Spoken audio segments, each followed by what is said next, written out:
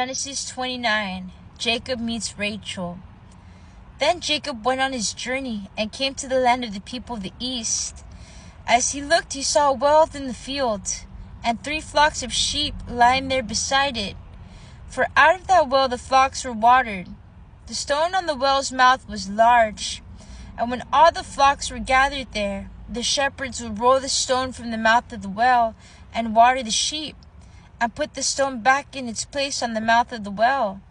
Jacob said to them, "My brothers, where do you come from?" They said, "We are from Haran." He said to them, "Do you know Laban, son of Nahor?" They said, "We do."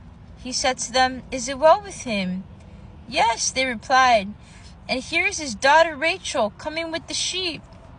He said, "Look, it is still broad daylight. It is not time for the animals to be gathered together. Water the sheep and go, pasture them." But they said, "We cannot till all the flocks are gathered together, and the stone is rolled from the mouth of the well. Then we will water the sheep." While he was still speaking with them, Rachel came with their father's sheep, for she kept them. Now when Jacob saw Rachel, the daughter of his mother Laban, and the sheep of his mother's brother Laban, Jacob went up and rolled the stone from the well's mouth, and watered the flock of his mother's brother Laban. Then Jacob kissed Rachel and wept out loud. And Jacob told Rachel that he was her father's kinsman, and that he was Rebekah's son. And she ran and told her father. When Laban heard the news about his sister's son Jacob, he ran to meet him. He embraced him and kissed him, and brought him to his house. Jacob told Laban all these things, and Laban said to him, "Surely you are my bone and my flesh." And he stayed with him a month. Jacob marries Laban's daughters. Then Jacob said to Laban, "Because you are my kinsman, should you therefore serve me for nothing? Tell me, what shall your wages be?" Now Laban had 2 daughters. The name of the elder was Leah, and the name of the younger was Rachel. Leah's eyes were lovely, and Rachel was graceful and beautiful. Jacob loved Rachel, so he said, "I will serve you 7 years for your younger daughter, Rachel." Laban said, "It is better that I give her to you than that I should give her to any other man. Stay with me." So Jacob served 7 years for Rachel, and they seemed to him but a few days because of the love he had for her. Then Jacob said to Laban, "Give me my wife, that I may go into her, for my time is completed." So Laban gathered together all the people of the place and made a feast. But in the evening he took his daughter Leah and brought her to Jacob, and he went into her.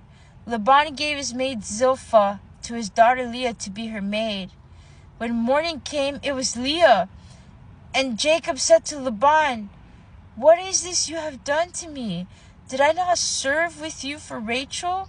Why then have you deceived me?" Laban said, "That is not done in our country, giving the younger before the firstborn. Complete the week of this one, and will give you the other also in return for serving me another 7 years." Jacob did so and completed her week. Then Laban gave him his daughter Rachel as a wife. Laban gave him his maid Bilhah to his daughter Rachel to be her maid. So Jacob went into Rachel also, and he loved Rachel more than Leah. He served Laban for another 7 years. When the Lord saw that Leah was unloved, he opened her womb, but Rachel was barren. Leah conceived and bore a son, and she named him Reuben, for she said, "Because the Lord has looked on my affliction, surely now my husband will love me." She conceived again and bore a son, and said, "Because the Lord has heard that I am hated, he has given me this son also," and she named him Simeon. Again she conceived and bore a son, and said, "Now this time my husband will be joined to me, because I have borne him 3 sons." Therefore he was named Levi. She conceived again and bore a son, and said, "This time I will praise the Lord."